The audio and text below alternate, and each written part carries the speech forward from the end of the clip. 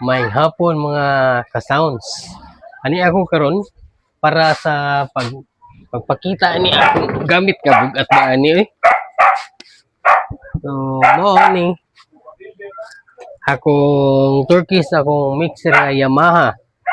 Yamaha MG12. So, gini MG12 na si lain mga effects. Tinabunan yun, kay pinangga ba.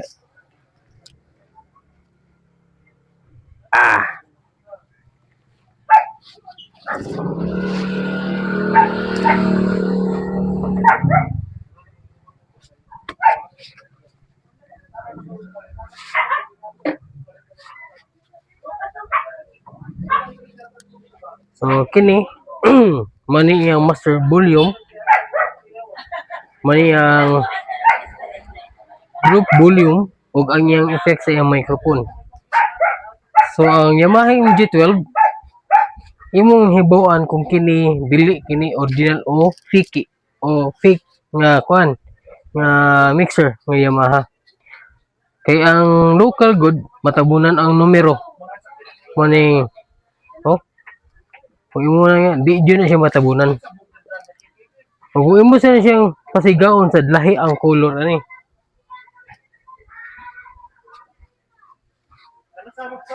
Wa mo ko kada sa iyang cord. Pero okay ra. Padayon gyapon ta.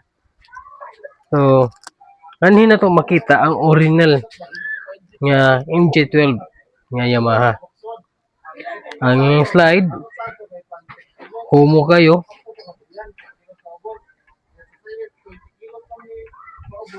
Og ang iyang mga knob, ang iyang color, huwa kayo. Og imo yung mahibaw-an nga dili siya fake nga pagka-mixer. Og imo sa makita nga ni, ang iyang bolt pareha og posisyon sa pagkahugot. Imo lang tan-awon kada usa. Og ang Yamaha nga original exclusive sa Nutric nga XLR input.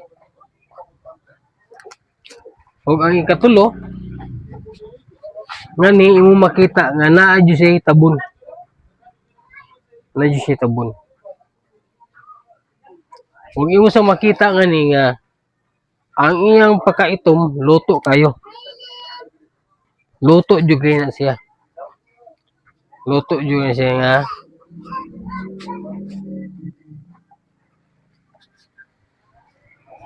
ug ang iyang knob yung makita nga iniglubag nimo na jud siya pointer ba.